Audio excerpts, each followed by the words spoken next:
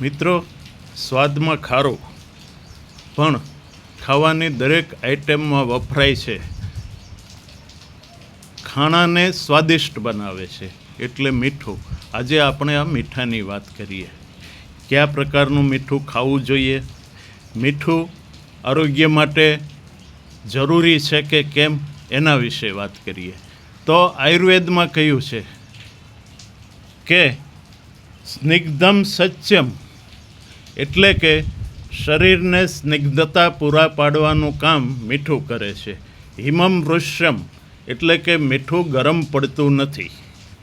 સૂક્ષ્મમ નેત્ર, એટલે કે આંખ માટે ખૂબ જ ફાયદાકારક છે.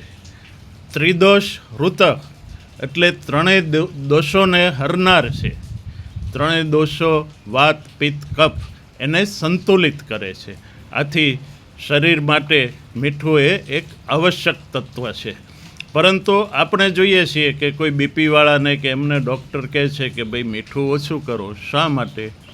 વધુ પ્રમાણમાં મીઠું લઈએ તો એ નુકસાનકારક છે. આપણે જે ઉપર વાત કરી, હમણાં વાત કરી, એ કયા પ્રકારના મીઠાની વાત કરી?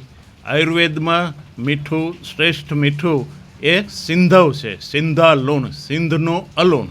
સિંધના જે પથ્થરોમાંથી જે મીઠું આપણે ત્યાં આવે છે એ સિંધા લૂણ એ આરોગ્ય માટે શ્રેષ્ઠ છે. પરંતુ મીઠાનો ઉપયોગ આપણે બહુ વધુ પ્રમાણમાં કરવાનો હોતો નથી. જો યોગ્ય પ્રમાણમાં કરવામાં આવે તો તે ફાયદાકારક છે, વધુ પ્રમાણમાં કરવામાં આવે તો તે નુકસાનકારક છે. તે બીપી વધારે છે, એટલે હૃદય માટે તો તે ખતરનાક છે જો વધુ પ્રમાણમાં મીઠું લેવામાં આવે તો. એટલે આપણે અન્ય કેમિકલયુક્ત મીઠું વગેરે બંધ કરી અને આ સિંધાલુણ મીઠું આપણે ખાવું જોઈએ. આ રીતે સિંધાલુણ મીઠું એ ઉપયોગી પણ છે અને સામાન્ય રીતે દરેક પ્રકારનું મીઠું વધુ પડતું ઉપયોગ કરવાથી તે નુકસાન પણ કરે છે. આપણે એક માનસિક રોગની વાત કરીએ. ઘણા લોકોને એવી ટેવ હોય છે કે ખાવાની પ્લેટ આવી એટલે બાજુમાં જે મીઠું પડ્યું હોય એ ઠક ઠક કરી અને મીઠું નાખવા પણ મળે છે. એ જોતા નથી કે જે ખાવાનું આવ્યું છે તે ખરેખર ખારું છે કે નહીં, ખારું હોય કે ન હોય એની સાથે એમને સંબંધ નથી.